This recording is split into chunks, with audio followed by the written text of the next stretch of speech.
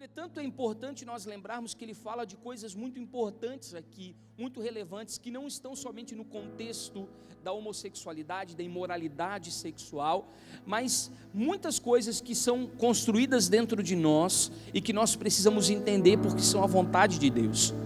A primeira coisa que nós percebemos aqui, que eu pedi para que vocês repetissem, é que o problema está na injustiça dos homens que detêm a verdade em injustiça. Todas as vezes que nós homens estamos diante de uma responsabilidade e nós nos omitimos, nós negligenciamos nosso papel, nós retrocedemos nas nossas escolhas, nos nossos posicionamentos.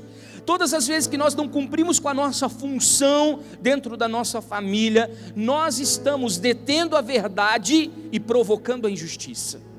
Nós estamos tomando a verdade e provocando a injustiça.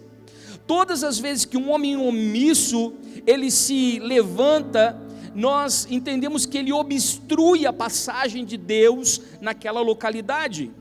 E aí esse mesmo texto continua dizendo um pouco mais abaixo, que esses mesmos homens mudaram a glória de Deus incorruptível, em semelhança de homem corruptível, de aves, quadrúpedes e de répteis, ou seja, esse homem, ele acaba se tornando um ser instintivo, um ser primitivo. Nós acabamos perdendo a imagem e a semelhança do Cristo em nós. Nós vamos nos tornando animalescos, nós vamos nos tornando primitivos, nós vamos nos tornando instintivos, nós vamos perdendo a nossa identidade sacerdotal. Repita assim comigo: identidade sacerdotal. Nós aprendemos na escola que existiam 3 reinos: o reino mineral, o reino animal e o reino vegetal, e que nós seres humanos fazíamos parte do reino animal, que éramos um ser racional, embora fôssemos animais. Entretanto, nós precisamos entender que em Gênesis, Deus deixa claro o nosso posicionamento como governo sobre todas as coisas. Então nós não fizemos parte do reino animal, pelo contrário, nós somos governo sobre os outros 3 reinos. Quem entende isso? Então nós somos o reino sacerdotal que é levantado para governar sobre todos os outros reinos. Esse é o perfil da criação de Deus sobre as nossas vidas. Então, quando nós perdemos a imagem e a semelhança de Deus em nós, quando nós corrompemos a imagem e semelhança de Deus em nós, acaba que nós vamos nos parecendo cada vez mais com animais, nós vamos nos tornando primitivos e instintivos.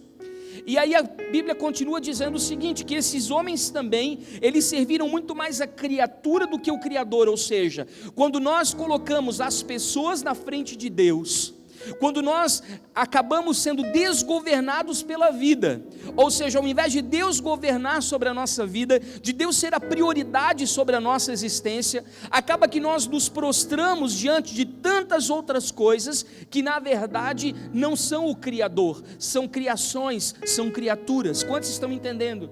Até mesmo as relações de dependência emocional, quando você se liga emocionalmente com alguém por meio das suas carências, do suprimento das suas necessidades, isso leva você a um lugar de valorização muito mais da criatura do que do Criador. Ou seja, você construiu no seu coração um trono de idolatria e colocou alguém para sentar ali. Isso faz com que as coisas da vida nos desgovernem. Talvez o que te governa seja o dinheiro, talvez o que desgoverna seja teu ministério, talvez o que desgoverna seja a tua carreira profissional, talvez o que te desgoverna seja os teus próprios desejos, os teus próprios ímpetos ambiciosos. Eu não sei, mas é fato que quando nós deixamos qualquer outra coisa da nossa vida nos governar, nós perdemos o governo de Deus nas nossas vidas. E aí esse texto continua dizendo: os quais, conhecendo a justiça de Deus, aqueles que não somente praticam essas coisas, mas também consentem com aqueles que fazem. Ou seja, nós precisamos entender que todas as vezes que nós andamos de comum acordo com isso, nós estamos pecando contra Deus. Mas mais do que isso, às vezes nós pecamos sutilmente sem saber, porque nós nos associamos às obras infrutíferas das trevas. Aqui tem uma lista delas. E todas as vezes que nós permitimos que esse tipo de conduta apareça na nossa vida, nós estamos nos perdendo do caminho da verdade. E Romanos capítulo 1 é um texto muito contemporâneo, muito contextualizado. E ele fala de que existe aqui uma desordem. Repita comigo: desordem. Aqui se estabeleceu um desequilíbrio por conta de homens que perderam a sua posição de governo, homens que deixaram de ser a voz profética, homens que negligenciaram a sua postura, homens que se omitiram do seu papel e da sua função, e por conta disso, acabaram detendo a verdade e cometendo injustiça. Então, quando a gente usa esse texto para homossexualismo, é importante nós lembrarmos que tantos movimentos como o homossexualismo, o lesbianismo, o feminismo e até problemas ligados a caráter que nós acabamos de ler aqui, os causadores, na verdade, são os homens. Nós homens, quando nós fugimos do nosso lugar, quando nós fugimos do nosso papel, nós acabamos criando uma reação em cadeia altamente destrutiva, um efeito dominó, e nós vamos provocando um terremoto social em todas as outras áreas da vida. Ou seja, quando nós saímos do nosso papel de governo na nossa casa, na nossa família, nós criamos uma espécie de ondulação de maldição que vai se instalando à medida que a nossa influência, o raio de influência das nossas vidas vai alcançando. Quantos entendem isso? Eu não sei se você já brincou de jogar pedrinha na lagoa, e você vê que quando a pedra cai na lagoa, ela provoca ondulações. Um homem fora do seu papel, ele produz essas ondulações, mas são ondulações de maldição. Ele começa a gerar uma cadeia altamente destrutiva por conta de ter fugido do seu papel.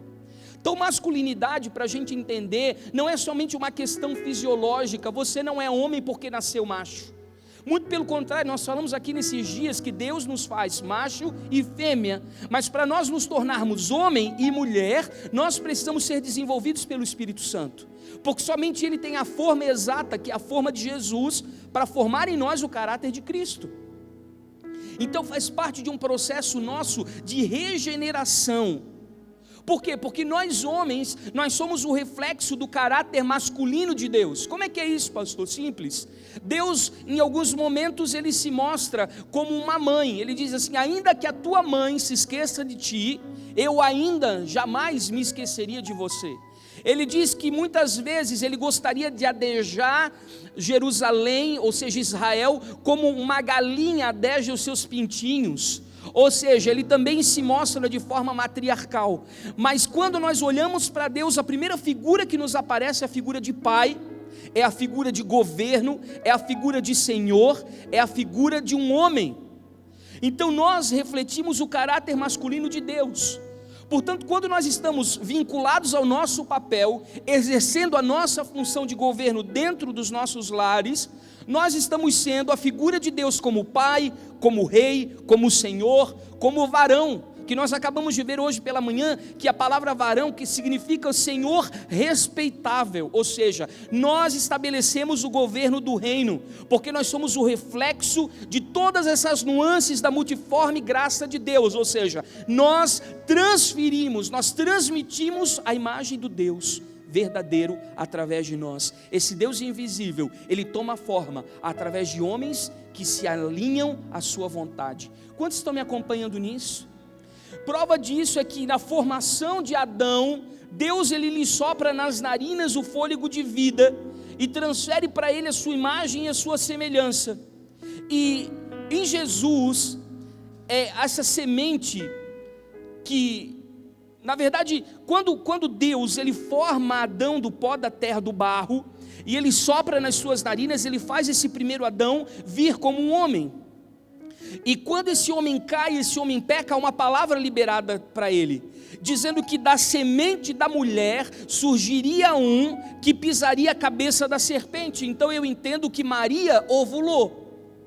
Alguns teólogos vêm dizer que a primeira menstruação de Maria, aos 13 anos, foi justamente o momento em que ela concebe, o momento que ela engravida, o momento que ela recebe a visita do Espírito que desce sobre ela e ela concebe do próprio Deus. De forma miraculosa, sobrenatural, aquela mulher tem uma semente engendrada no seu ventre e ela gera um homem. Por que Jesus não foi mulher? Porque Deus precisava levantar o mesmo governo que Adão perdeu no Éden. Você vê que Jesus, antes de ir para a cruz, ele vai para o Getsêmani, e lá ele chora lágrimas de sangue, ou seja, ali ele se reposiciona com uma escolha de ir para a cruz para salvar toda a humanidade. E onde o primeiro Adão pecou, que foi no jardim, o último Adão, que é Cristo ressuscitado, devolve o lugar e o ambiente da adoração. Quantos estão me entendendo? Então Cristo, Ele é essa semente que Deus engendrou em Maria e que foi formado. Agora é importante lembrar que a mãe, ela define a quantidade de bebês, se vão ser gêmeos, se vão ser trigêmeos, se vai ser um só. Mas quem define o sexo do bebê é o pai, é o gameta masculino. Então, se vai ser menino ou menina, se vai ser macho ou fêmea, quem define é o espermatozoide, é o gameta do pai.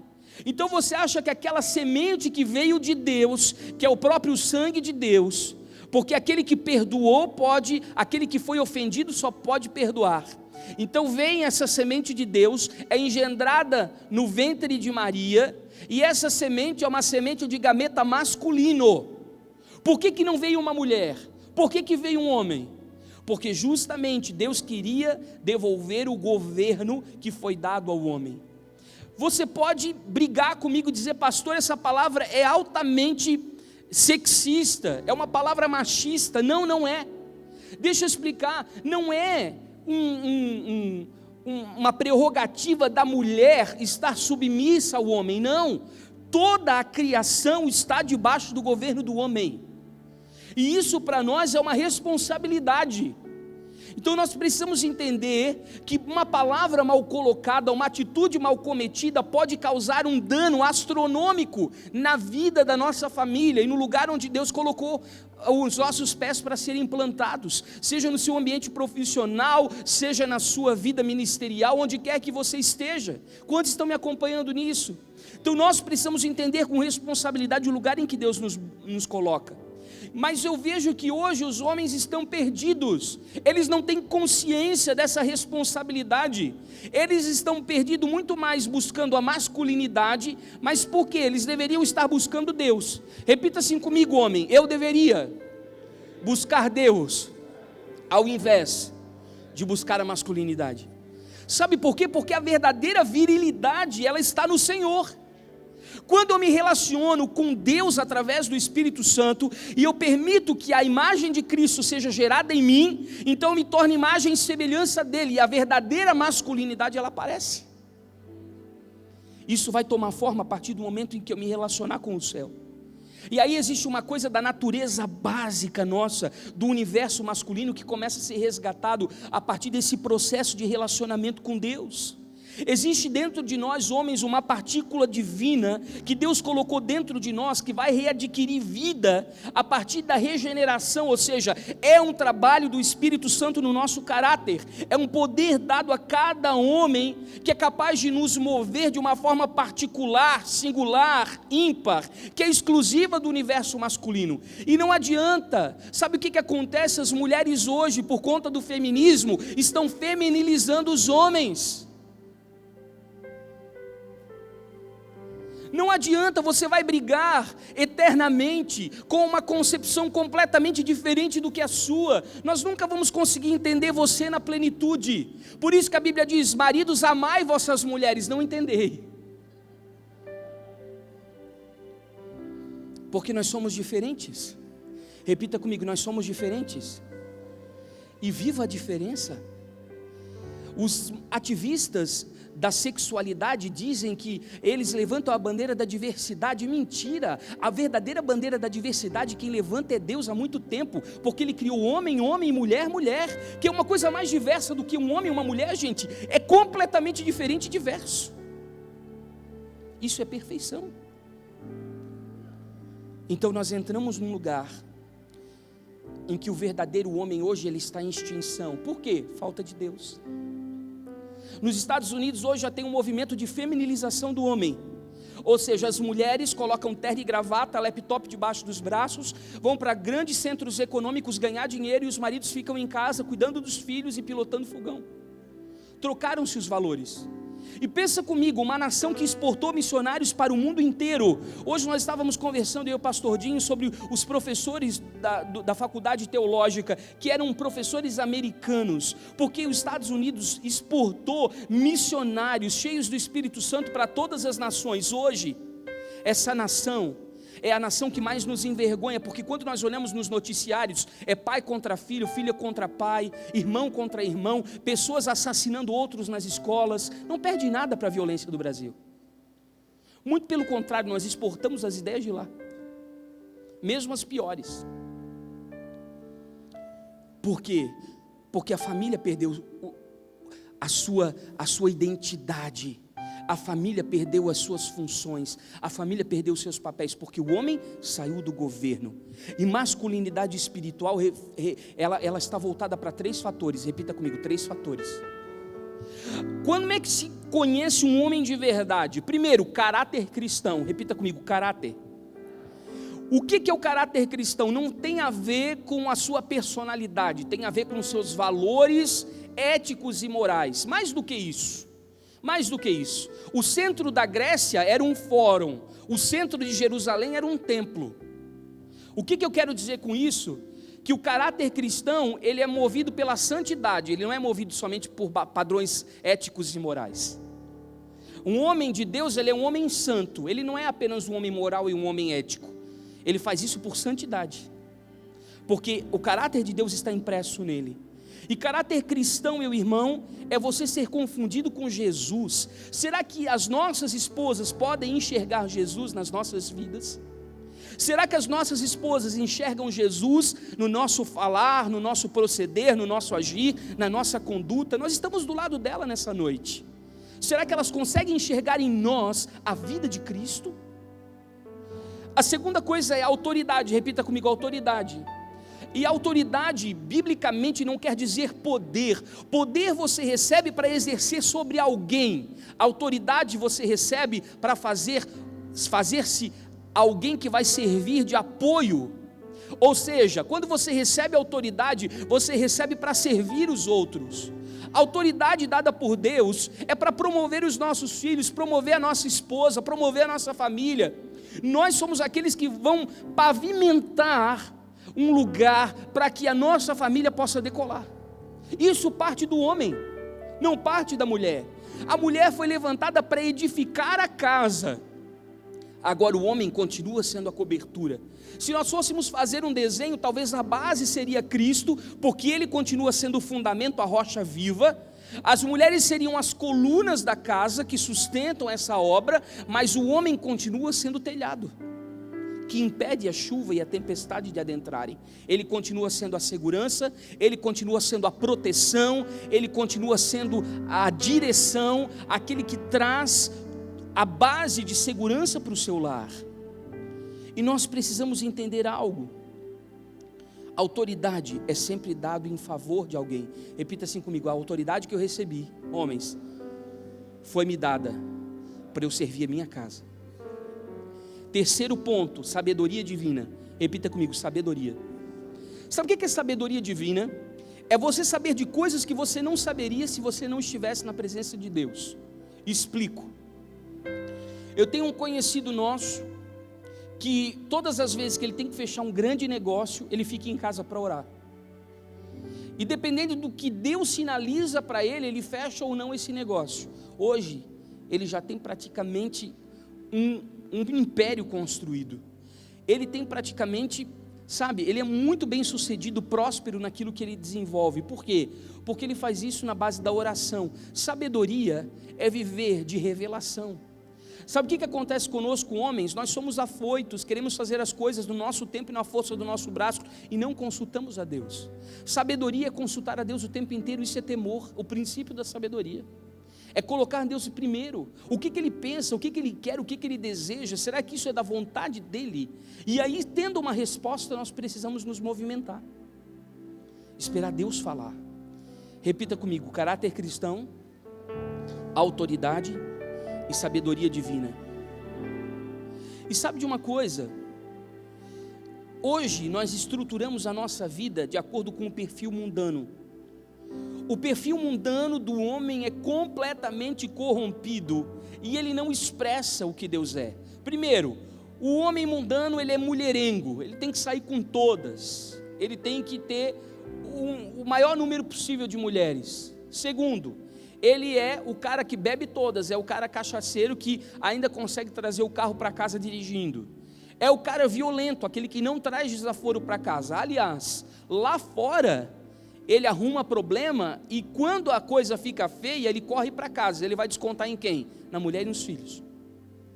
Todas as vezes que o homem não consegue resolver os seus problemas lá fora, ele descarrega dentro de casa nas pessoas que mais o amam e não merecem.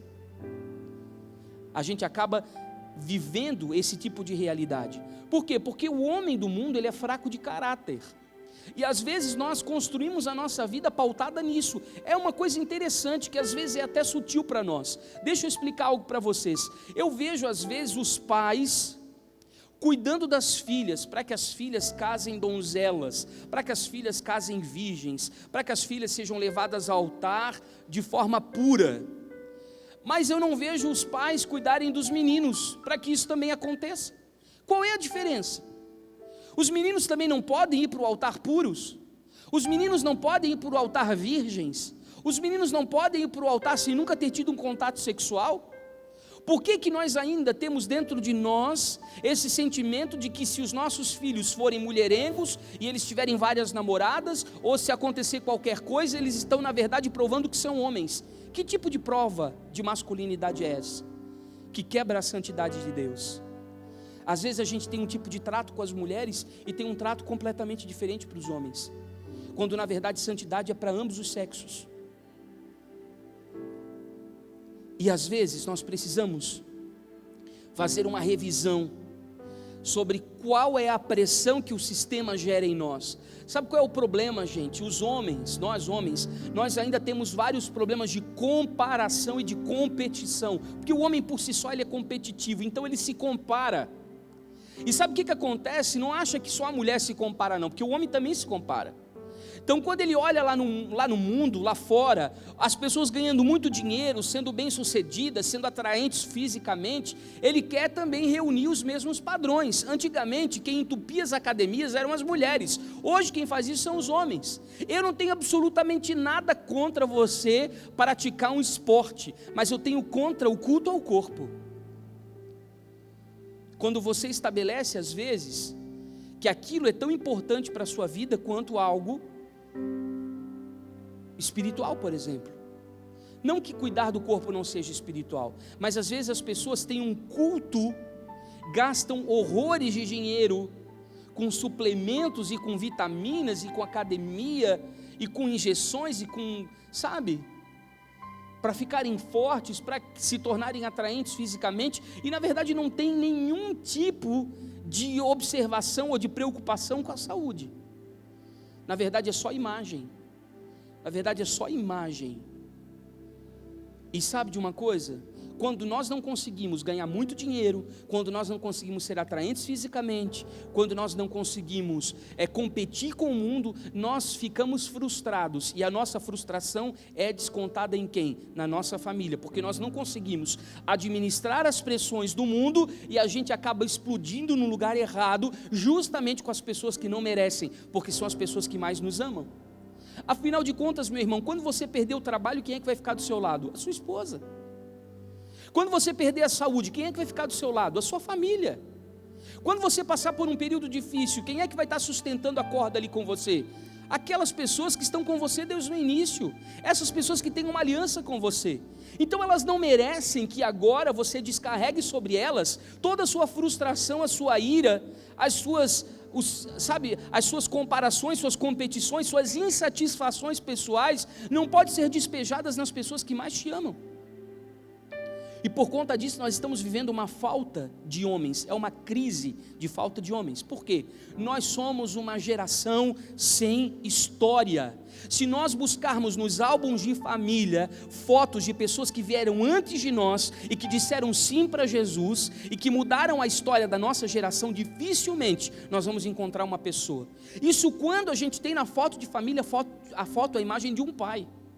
Porque nós somos frutos da orfandade, da rejeição, da bastardia. fomos gerados de uma forma irresponsável. Então, hoje existe um movimento social, inclusive pago pelo próprio governo, de reconhecimento de paternidade. Por quê? Nós somos uma população que não tem o nome do pai no registro de nascimento. Então é permitido que se faça teste de DNA para reconhecer a paternidade e colocar o nome na certidão, porque muitos de nós não temos o nome do pai na carteira de identidade. Nós não temos uma filiação. E aí, sem pai, nós acabamos sendo uma geração sem destino, nós acabamos sendo uma geração deslocada na vida, uma geração sem visão, sem direção, sem segurança, porque nós somos uma geração sem boas referências. Aí eu pergunto, como é que você vai dar continuidade a isso dentro da sua casa? Como é que você vai dar direção para os seus filhos? Como é que você vai aguçar a visão dos seus filhos? Como é que você vai transferir o coração através da segurança, se você não recebeu isso? Então você acaba perpetuando uma herança estragada, porque você não recebeu. Aí como você vai dar se você não recebeu? Somente se nós entrarmos em Deus, se nós acessarmos um lugar no Espírito e recebemos a paternidade de Deus, nós vamos conseguir preencher essas lacunas da nossa vida, esses lugares de carência, de crises existenciais da nossa vida, e aí nós vamos nos sentir plenos e completos para transferir um legado adequado para as futuras gerações. Hoje pela manhã eu falei isso, eu disse que herança é aquilo que você deixa para os outros, sendo que legado é aquilo que você deixa nas pessoas. Nós precisamos deixar algo nas pessoas. Nós estamos vivendo num mundo em que nós não fomos projetados para suportar. Nós homens, nós recebemos cargas de rejeição fortíssimas no passado e que desenharam um exército de inseguros, de pessoas infantilizadas. Nós estamos presos na nossa infância, nas nossas experiências traumáticas do passado e não conseguimos crescer. E aí sabe o que acontece conosco? Muitos de nós somos bastardos, filhos gerados fora da aliança do casamento, que tem uma perseguição na área da imoralidade, uma perseguição de todas as frentes. Muitos de nós somos frutos do divórcio. Nós vimos a casa dos nossos pais racharem em cima das nossas cabeças. E sabe o que é pior? Uma criança, quando ela está dentro de um ambiente de divórcio, ela acha que os pais estão se separando por conta dela, porque a criança ela não consegue entender o que é dela e o que é dos pais, o que é para ela e o que é para os pais. Ela carrega uma culpa de que algo ela fez de errado para contribuir com aquela separação, e você cresce com aquele dano dentro de você, que é praticamente irreparável.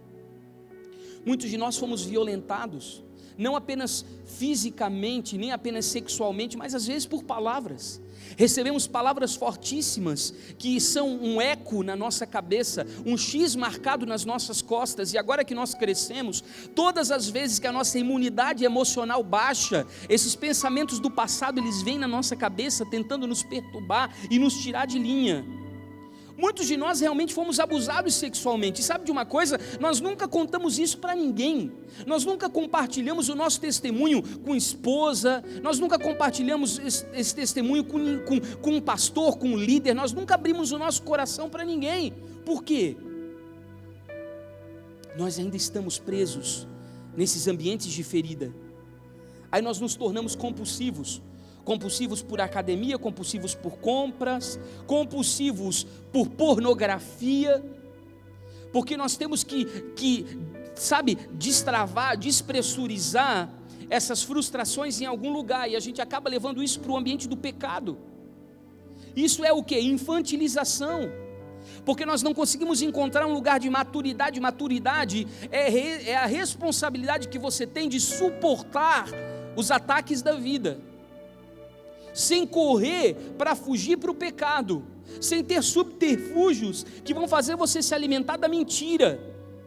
Por quê? Porque nós crescemos nunca podendo mostrar o nosso lado sensível para ninguém, porque isso não era coisa de homem. Então nós nunca tivemos amigos espirituais com os quais nós pudemos abrir o nosso coração. Quantos de nós homens aqui temos amigos de verdade, com quem a gente pode sentar e falar das nossas tentações, dos nossos pensamentos contrários, dos pesos que levam o nosso coração, e tentar buscar direcionamento e conselho? Poucos de nós temos, porque nós somos criados para não apresentar as nossas vulnerabilidades. Nós não conseguimos ter demonstrações emocionais. Sabe de uma coisa? Um dia eu falei isso aqui, um casal que há 30 anos a mulher nunca tinha ouvido o homem dizer eu te amo. Nós temos dificuldade de dizer eu te amo olhando nos olhos. Nós temos dificuldade de liberar palavras de afirmação para os nossos filhos. Nós temos dificuldade de ter momentos de lazer, de entretenimento, de interação, de amor, de intimidade, de afetividade com as pessoas que estão perto de nós. Nós só gerenciamos as conversas. Por quê? Porque quando se toca em algum ponto da nossa vida que é vulnerável, a gente pula fora daquela roda, porque a gente não quer tocar naquele assunto que nos machuca. A gente quer deixar as coisas que a gente viveu erradas, esquecidas lá atrás no passado, nos baús do esquecimento. E a gente não quer tocar naquilo. Sendo que Jesus quer que a gente venha cavucar, sabe, garimpar esses lugares para ver se tem alguma coisa que ainda esteja atrapalhando a nossa caminhada, neutralizando a nossa caminhada, impedindo a gente de crescer. Isso faz com que a gente, sabe, seja incapaz de amar. Parece que a gente tem um bloqueio de demonstrar afeto, amor, porque a gente foge desses momentos. Nós temos dificuldade às vezes de confiar nas pessoas. A gente só busca relações quando a gente vê vantagem, enxergando as pessoas como escadarias para o nosso sucesso, para a nossa projeção. Porque a gente não tem identidade. A gente vive tentando provar para a gente mesmo, para o próximo e até para Deus quem a gente é, irmão. Quem fica tentando provar que é porque não é. Isso é o perfil do homem. Por quê? Antigamente, repita comigo, antigamente. Como é que acontecia antigamente? Antigamente os pais, eles levavam os meninos para a roça junto com eles. E lá podia ser um pai que não tinha estudo, podia ser um pai que só tinha uma religião, ele não tinha mais nada para oferecer, mas ele tinha valores. E esse pai, ele compartilhava com esse filho durante todo o dia ensinamentos que eram para a vida, como era um casamento, como era a educação de um filho, como era cuidar das finanças. Você tinha um pai que era um tutor, você tinha uma figura que era um mentor. O que acontece? Ali no século 16, 17, quando começa a revolução industrial, o que acontece com os pais? Os pais fogem da vida das crianças e vão para os grandes centros trabalhar nas fábricas.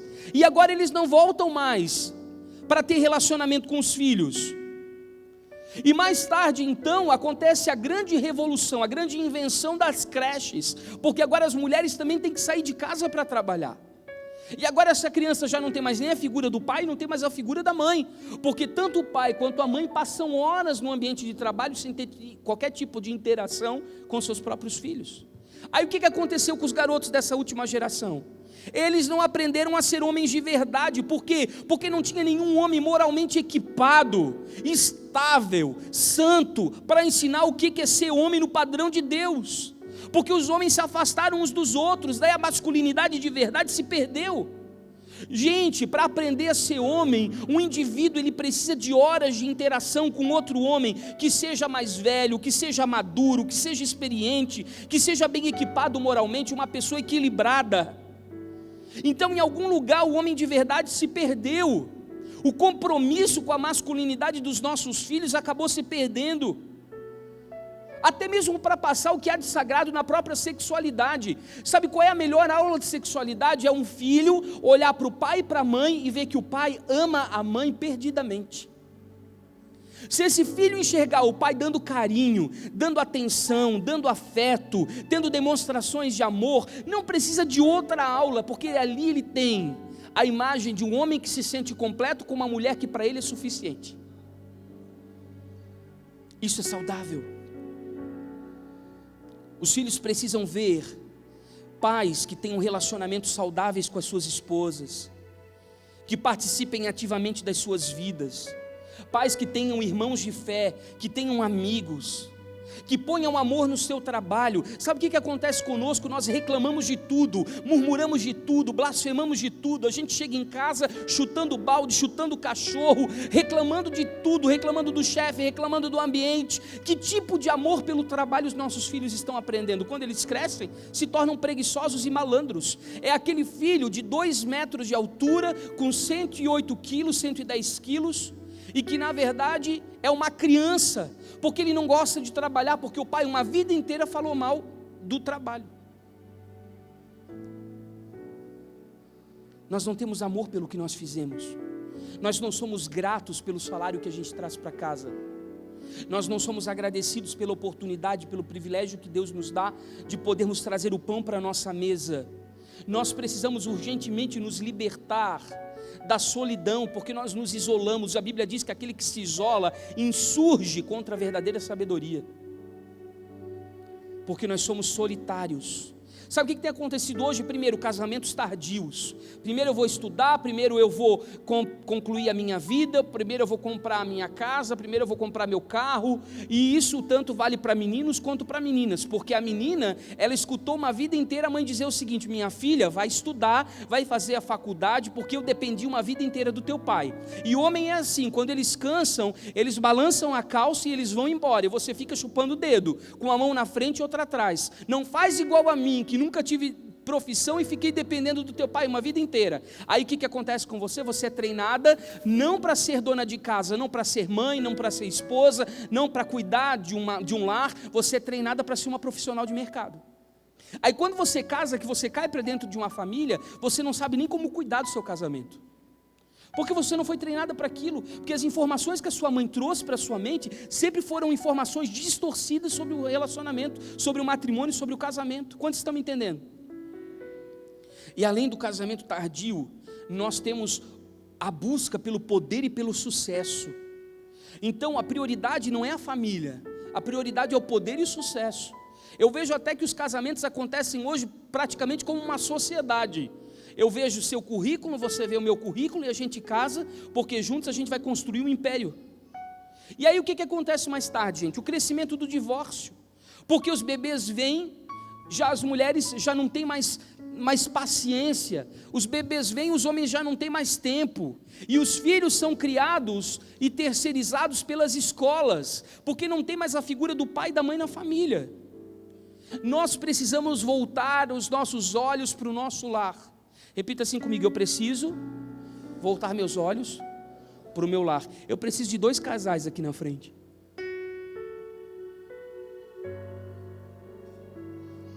Isso. Os 2 casais aqui. Palmas para os nossos atores, por favor. Subam aqui. Fiquem bem aqui em cima para todo mundo ver vocês. Vamos lá. Vamos lá. Isso. Fica aqui, ó, papai e mamãe. Vocês vão ser o filhinho e a filhinha, tá bom? Junta. Mas assim, eu queria que vocês ficassem assim, o papai e a mamãe. Aí façam uma fila reta aqui para mim, virados para todo mundo lá. Isso aqui tá bom. Gente, aqui, olha aqui para mim. Papai, mamãe, filhinho e filhinha. Ok? Então olha só aqui para mim. Aqui precisa acontecer uma que nós chamamos de aliança. Precisa acontecer o que nós chamamos de casamento, de matrimônio no plano de Deus. Porque esse marido, põe a mão sobre a cabeça dela, a glória de Deus está sobre ele e a glória que irradia de Deus está sobre ela. E esse lugar não é um lugar de escravidão, é um lugar de proteção. Se ela entender que esse lugar é um lugar de proteção, ela vai ter tudo. O problema é que ela não consegue entender isso. E às vezes, esse casamento aqui, quando esse homem aqui, ele é negligente com o seu papel, quando esse homem aqui é omisso com a sua função, quando esse homem aqui ele foge da sua responsabilidade sacerdotal, o que acontece com esse casamento? Ele se quebra. Então o que você tem aqui? Você tem 2 estranhos morando debaixo do mesmo teto, porque esse homem que deveria conquistar essa mulher todos os dias, ele está totalmente avesso à vida da família, ele está marginalizado, ele está como um ator coadjuvante no filme da vida, ele não tem importância aqui. E o que acontece? Marginalizado, ele acaba sendo uma pessoa de fundo. Dá um passo para trás. Vocês ficam aqui para frente. O que vai acontecer, gente? Esse casal aqui, eles talvez tenham vida sexual, mas eles não têm mais casamento. A mulher, ela precisa de casamento, porque ela já nasceu com esse dom para o lar. ela tem que descobrir dentro dela esse dom que Deus deu de conseguir fazer com que a família ela seja um lugar agradável de desenvolvimento, de crescimento. E o que acontece? Até mesmo, gente, debaixo da perversão você percebe isso. Casais de homens homossexuais geralmente não são fiéis. Eles têm vários parceiros, eles abrem para outros relacionamentos em determinado momento da vida. Agora, quando você vê lésbicas, duas mulheres tendo uma vida a dois, as mulheres o quê? Elas adotam um cachorrinho, ficam na fila de adoção para criança, elas têm casa juntos, têm carro juntos, por quê? Porque já é da mulher a questão do território e do lar. Então essa mulher, ela precisa de casamento. Como ela só tem sexo com o marido, mas não tem casamento, com quem ela se casa? Com os filhos. Vocês podem dar a mão, vocês três? Ela se casa com os... Isso, ela se casa com os três. Ela se casa com os dois, com os filhos. Então o que acontece? Ela começa a usar o coração dos filhos como um lugar onde ela vai murmurar, vai blasfemar, vai falar mal do marido. E sem saber, mulheres, não façam isso, porque elas estão construindo no coração dos seus filhos algo completamente negativo em relação aos pais. Elas estão travando o relacionamento dos filhos com os pais. Então pode acontecer três coisas com esse moço aqui. Ele pode se tornar um galinha, um cara que sai com todas. Por quê? Porque com a mãe ele já tem casamento, e aí lá fora ele vai precisar de sexo. Porque com as outras ele pode ter sexo, mas ele não precisa de casamento, porque ele já é casado com a mãe já o supre emocionalmente. O que pode acontecer com ele também é que ele pode ficar perdido nesse limbo emocional e não se identificar mais com o pai, porque de tanto a mãe falar mal do pai, ou o pai ser essa figura marginalizada da família, e a referência passar a ser a mãe. Então ele encontra um lugar chamado homossexualidade, o que a gente chama de inversão. O terceiro ponto é que esse camarada aqui, ele pode, na verdade, casar com uma mulher mais velha do que ele, que termine de criar ele. É aqueles casamentos que as mulheres já não sabem mais nem o que fazem, porque elas têm os filhos e têm o filho mais velho que é o marido, que elas têm que terminar de criar. Porque elas que se preocupam em pagar a conta, elas que se preocupam com o rancho no final do mês, elas que se preocupam com todas as responsabilidades da casa, porque elas terminaram agora o quê? De adotar esse guri, porque ele está procurando a mãe na esposa. O que pode acontecer com essa moça? Ela pode também olhar para o pai e dizer: eu não quero aquilo para a minha vida. E viu a mãe sofrer uma vida inteira, agora ela tem no coração dela uma necessidade de proteger outra mulher, então ela vai para a área do lesbianismo. Ou ela pode, na verdade, se prostituir, ela pode, na verdade, se desmoralizar, porque também da mesma maneira, ela vai querer achar em outros homens o pai que falhou na vida dela, porque o primeiro namorado da menina é o pai que chama de princesa, é o pai que elogia, é o pai que dá palavras de afirmação. Então ela tem, na verdade, um carinho especial pelo pai. E o que acontece? Quando esse pai falha, essa mulher fica com uma carência no coração dela e vai suprir isso com vários parceiros sexuais. Ou o que pode acontecer? Ela pode se casar com a cópia do pai. É como se o cérebro estivesse tentando fazer dar certo de novo. Porque geralmente as mulheres de homens violentos se casam com homens violentos. Mulheres de homens adúlteros se casam com adúlteros. Filhas de homens drogados se casam com drogados. Filhas de homens alcoólatras se casam com alcoólatras. É como se elas estivessem tentando repetir, porque agora ia dar certo. Então o que precisa acontecer, gente? As mães precisam facilitar o processo dos filhos terem relacionamento com o pai. Volta para cá, pai. E esse pai, ele precisa assumir essa família. Abraça todo mundo aqui. Então tudo começa pelo pai. Tudo começa por esse homem. Esse homem é que vai construir na esposa o coração de uma mulher amada, vai construir na filha o coração de uma filha amada, de um filho amado, e vai conseguir conduzi-los todos no amor de Jesus. Palmas para os nossos atores. Obrigado, gente.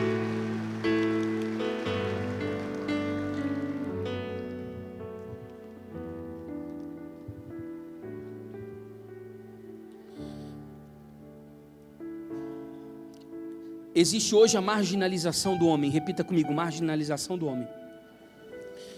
Você já viu que quase nunca se pergunta, né, o papel do homem na reprodução? Porque parece que a mulher faz filho sozinha, né? Os homens estão lá para revirar os olhinhos, mas quando chega na hora de assumir o bebê, não fazem. E tem uma coisa muito interessante, meu irmão: quando a sua esposa está grávida, fale com a barriga, libere palavras, porque é uma coisa muito interessante. Quando o Arthur nasceu, que nós tiramos o Arthur da barriga da Josi, ele estava chorando desesperadamente, e eu falei assim: Arthur é o papai. Ele parou de chorar na hora e ficou procurando de onde é que vinha aquela voz que ele conhecia. Por quê? Porque eu li Salmos a gravidez inteira perto da barriga.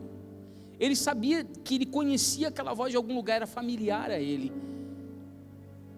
Então nós precisamos ter essa habilidade de entender, porque é muito importante isso. No português, quando alguém pergunta assim, vocês vão ter bebê? O homem responde assim: sim, a minha mulher está grávida. Agora, em qualquer outra língua, quando pergunta, e aí, vocês vão ter bebê? Sim, nós estamos grávidos. O homem se inclui. E o que acontece hoje? Isso não acontece. Você pode ver, isso começa inclusive pela própria mídia. Você já viu o homem em comercial? A gente só aparece quando? Para vacina de cavalo. Já viu? Ração de cachorro, vacina para vaca. A gente só aparece assim, a gente nunca aparece para uma coisa boa. Pode ver os desenhos. Quem aqui é dos anos 80, dos anos 90? Lembra do Baby da Silvassauro? Pegava a panela e dava na cabeça do Dino. Não é a mamãe, não é a mamãe. Não é na cabeça do Dinho, é na cabeça do Dino. Lembra do Bart Simpson? Chamava o pai de idiota, de imbecil, né? E nós somos criados dentro dessa cultura pop que denigre a imagem do pai, né? A própria Peppa, né? Papai bobinho. Você já viu que a Peppa, o papai, ele cozinha em casa e a mamãe tem um computador e ela sai de casa para trabalhar? Os nossos filhos estão assistindo isso. E eles já estão vendo o que é a figura do pai e o que é a figura da mãe. Então, a gente começa a ver que entre os homens há o maior número de suicídio, de morte prematura, de acidente de veículo, de dependência química, de problema de relacionamento, de abuso sexual, agressões, falência nos negócios, política corrupta, declínio moral. Tudo isso o homem está o quê? Sempre tomando a frente. Então nós temos um problema aqui que somente em Deus a gente vai poder resolver. Abra comigo em Isaías capítulo 3.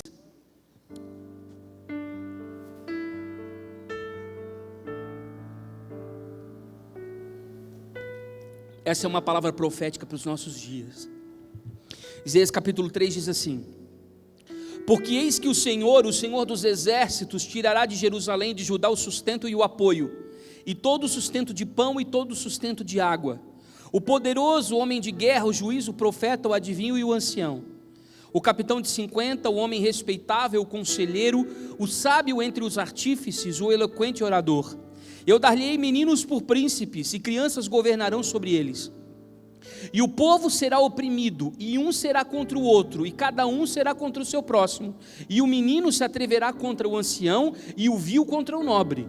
Quando alguém pegar de seu irmão na casa de seu pai, dizendo: tu tens roupa ou manto, ser nosso governador, ser líder sobre nós, toma na tua mão essa ruína. Naquele dia levantará uma voz dizendo: eu não posso ser médico, nem tampouco há na minha casa pão ou roupa alguma, nem minha vez de constituir governador sobre o povo. Porque Jerusalém está arruinada e Judá está caída, porque a sua língua e as suas obras são contra o Senhor, para provocarem os olhos da sua glória.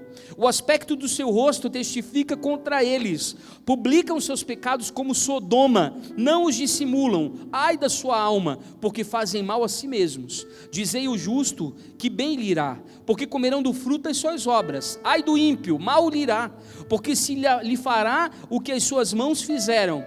Os opressores do meu povo são o quê? Crianças ou meninos, e as mulheres dominam sobre ele. Ah, povo meu, os que te guiam te enganam e destroem o caminho das tuas veredas. Não tem palavra mais contemporânea do que essa palavra para os dias de hoje, Isaías capítulo 3. Aqui ele está falando sobre o declínio moral de Israel, mas tal qual os dias que nós estamos vivendo na atualidade. E aqui Isaías ele revela por meio de um oráculo profético que a nação, ela ia passar por um problema de racionamento de água e de comida. um tempo de fome e de sede, ou seja, um tempo de apostasia. E esse tempo, ele seria um tempo de falta de relacionamento saudável com a palavra, porque nós não teríamos uma dieta equilibrada para uma vida espiritual saudável. Mas pior do que tudo isso, qual seria a pior consequência? Deus retiraria os homens de verdade do governo da sociedade. Olha só o que Deus estava preparando para a nação. Deus estava dizendo: eu vou tirar todo o governo que garante hoje o sustento dessa população. Eu vou tirar os militares, eu vou tirar os líderes de clã, eu vou tirar os religiosos influentes, eu vou retirar os conselheiros, e no lugar deles, meninos governarão. Repita comigo: meninos. Essa palavra meninos, no hebraico, ela vem de poel, que quer dizer imaturos. Está dizendo que homens imaturos governariam sobre o povo. E você vê no versículo 6, fala que haveria procura por um manto, ou seja, de uma cobertura espiritual, e não teria, porque não teria um homem íntegro suficiente para ser cobertura espiritual daquela nação. Eles iam procurar e não iam encontrar.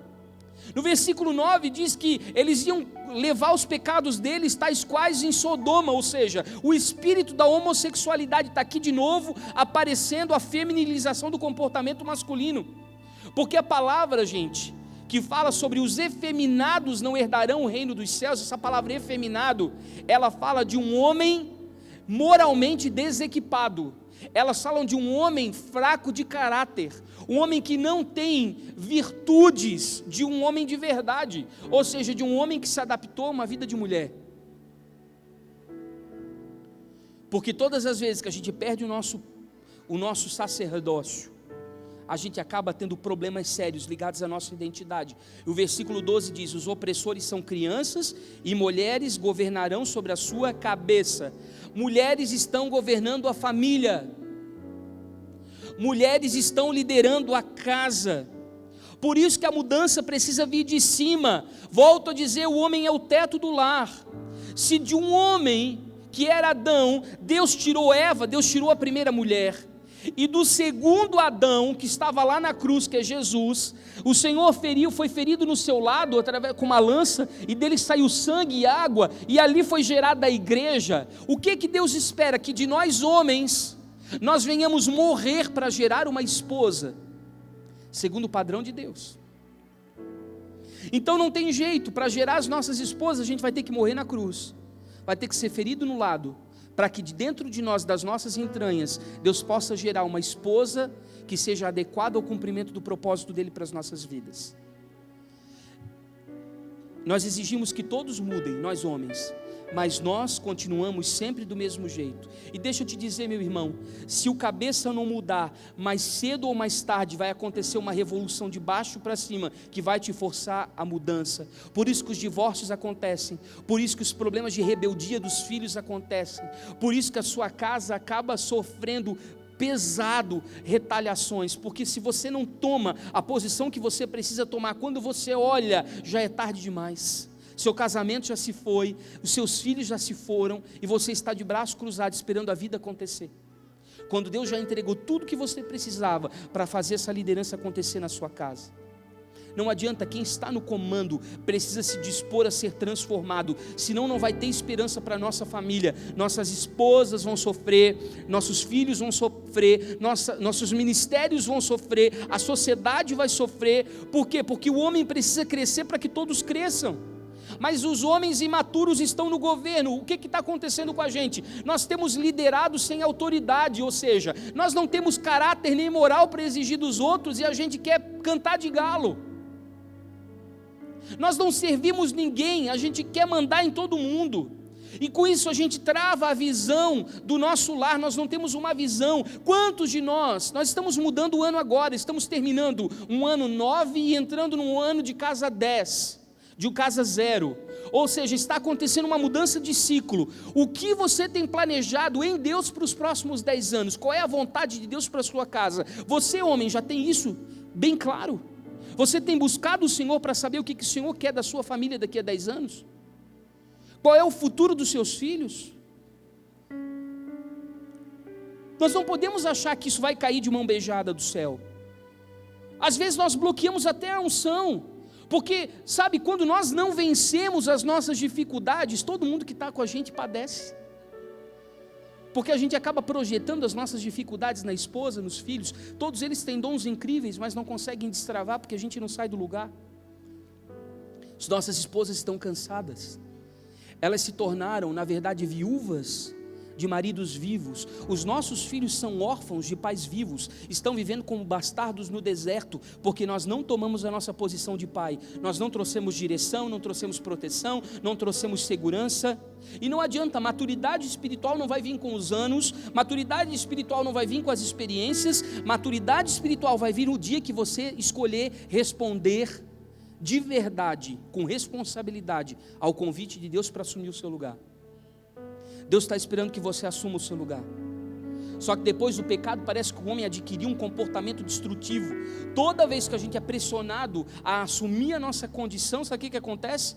A gente grita, a gente esperneia. Você já viu que a mulher, sempre quando vai querer tocar em algum assunto com o marido, que é um assunto delicado, o cara explode?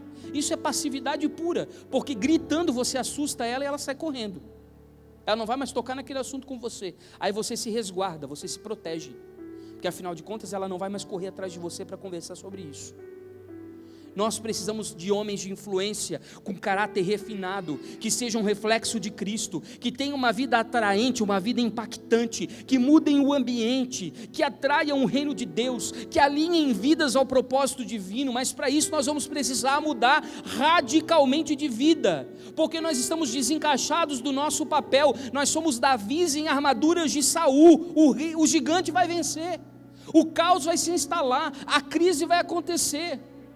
Por isso, mulher, que Deus ordenou para você que o seu desejo fosse exclusivo para o seu marido e ele te governasse, porque Deus precisava garantir que tudo estivesse no seu devido lugar. Sabe por quê? Porque mulher, se você quiser assumir a posição do seu marido, você vai adoecer. Muitas mulheres hoje estão cansadas, deprimidas, depressivas, estão doentes na alma, porque assumiram o governo do lar.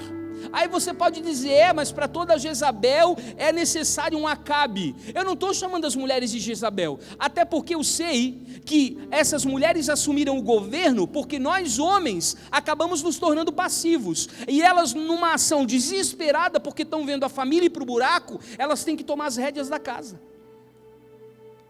Deixa eu te dizer uma coisa, homem. O seu déficit de proteção sobre a sua vida, sobre a vida da sua família, é que libera a invasão desse espírito. Sabe por quê? Porque para compensar a falta de um homem seguro, forte no lar, a mulher tem que invadir o seu território. Porque se o homem não faz, a mulher, numa resposta louca, ela assume a responsabilidade e toma a frente para fazer coisas que não é para ela fazer. Nem todas as mulheres são vítimas da manipulação, do controle de Jezabel, porque elas querem. Elas assumiram essa função destrutiva, não por problema de caráter. Isso é um grito de socorro. Elas tornaram o dom da influência no dom da manipulação. Por quê? Porque o homem inoculou insegurança nela. Em algum momento a sua mulher não pôde mais confiar em você, porque você falhou em trazer segurança para o seu lar. Volto a dizer aquilo que eu falei hoje. As suas esposas passaram a ser a voz da família, e você acabou virando o eco. Então as ideias atraentes da nossa esposa são um grito de socorro pela falta de visão do lar. A personalidade marcante das nossas mulheres é a falta de presença de um marido. Os pensamentos fortes e sutis que a sua mulher tem é para compensar a falta de identidade que você acaba apresentando dentro da sua casa, porque aí o homem passa a viver o que a mulher quer. Esposas, deixa eu dizer uma coisa para vocês: deixa todo mundo ser internado com pneumonia, mas não troca a resistência do chuveiro. Não perde o sono com medo de ir para o Serasa. Quem tem que pagar a conta é ele.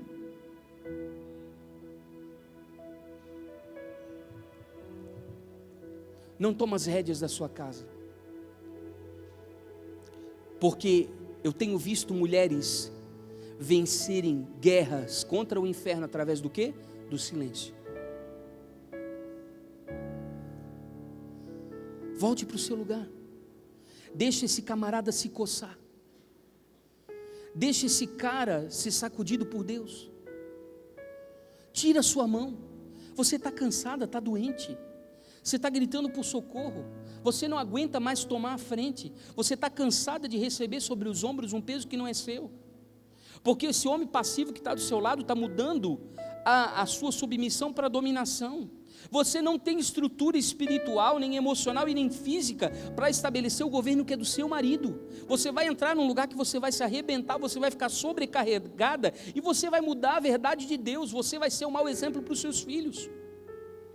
E sabe o que acontece conosco, homens? Nós não temos ritos de passagem. A gente vê em várias culturas. Eu vou pegar, por exemplo, a cultura judaica. O menino tem um bar mitzvah, que é uma festa onde ele é emancipado, ou seja, ele tem um rito de passagem. Sabe qual é o rito de passagem do brasileiro? O pai dá um porre numa festa de família, o pai leva na zona para ter a primeira relação, o pai dá uma surra em casa para o cara voltar e bater em quem bateu nele, porque se aparecer em casa marcado, tem que voltar para resolver. Então nós não tivemos nenhum rito de passagem, nós ainda somos bebezinhos emocionais, e a gente não consegue assumir o sacerdócio da nossa casa. Onde estão os homens maduros? Onde estão os sacerdotes do lar? Nós falamos nesses dias sobre territórios de jurisdição sacerdotal, nós falamos sobre o coração, sobre as emoções, falamos sobre família, casamento, ministério, falamos sobre tanta coisa, mas nós precisamos voltar a ter as atitudes e as habilidades, os atributos do céu. Você é um portal de glória. Se você não estiver alinhado, Deus não pode entrar na sua família. Eu gostaria de convidar você para ficar de pé agora. E você que está com a sua esposa, eu gostaria que você ficasse de frente para ela, olho no olho, assim como foi naquele primeiro dia lá no casamento. Se você tem filho perto, segure a mão do seu filho também. Mas eu quero que esse papo agora seja você e a sua mulher. Isso, se a sua mulher está longe, corre e pega ela. Caça ela já. E eu quero que você repita assim comigo, marido, ó. Meu amor, diante dessa palavra, eu quero lhe pedir perdão por todas as vezes que eu coloquei sobre os seus ombros um peso que não era seu. Você está cansada, deprimida, sobrecarregada, porque eu não assumo o meu papel. Mas hoje eu quero voltar para o meu lugar. Eu assumo o meu sacerdócio. E eu quero lhe dizer que daqui para frente você vai ter direção, proteção, segurança, tudo que você precisa. Em nome de Jesus. E eu quero que você, esposa, diga assim para o seu marido: meu bem, eu quero lhe pedir perdão por todas as vezes que eu fui afoita, impulsiva, temperamental, e eu tomei o lugar que era seu. Eu hoje quero lhe pedir perdão, porque o governo é seu, o sacerdócio é seu, e eu quero lhe dizer: eu me submeto à sua liderança, ao seu governo, sobre a nossa vida, sobre a nossa casa, e eu quero lhe ajudar a cumprir o propósito do Senhor para as nossas vidas. Agora dá aquele beijo abençoado, isso, aquele abraço caloroso, envolva os seus filhos. Eu gostaria que você tivesse uma palavra de oração nesse momento.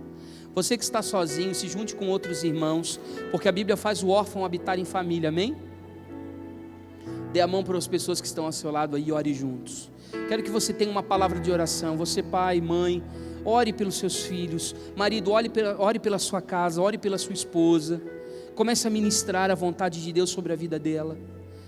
Dizer: Senhor, a partir de hoje, nós queremos ter uma família com os papéis, com as funções. A partir de hoje, Senhor, nós vamos edificar sobre a rocha, sobre o fundamento. Eu quero te agradecer, Senhor, pelo meu casamento. Eu quero te agradecer pelos meus filhos.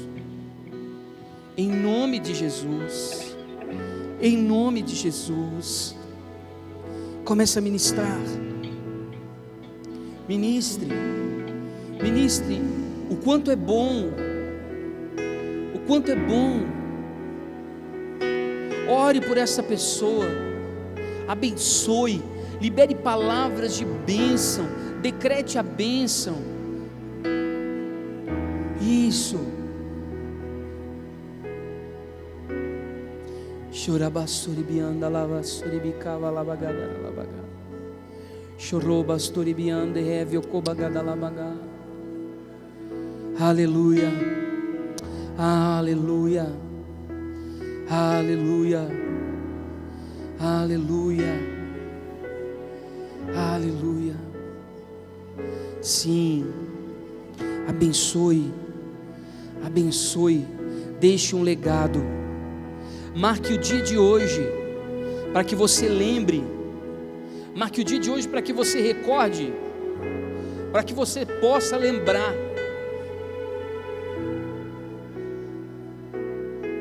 Em nome de Jesus. Aleluia.